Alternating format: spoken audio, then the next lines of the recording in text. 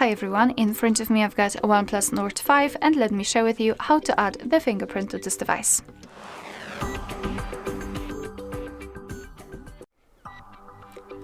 So let's begin with opening the settings, and here we have to scroll and find security and privacy. Then let's scroll and find device unlock and find fingerprint and face unlock. Now let's tap on fingerprint, tap on agree and tap on next. If you do not have the screen lock, you will have to add it right now. If you've got one, it will be just transferred to another step. So let me quickly set the pattern. Remember the screen lock which you will set right now.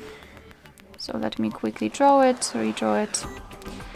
And here we've got the information about the third-party screen protectors, that they might affect the fingerprint sensor, so be aware.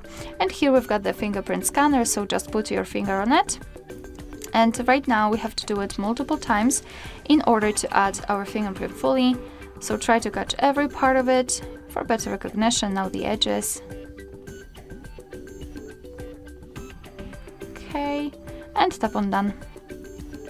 So here we've got the fingerprint section, and this is the fingerprint we just added. We can rename it or remove it, add another fingerprint.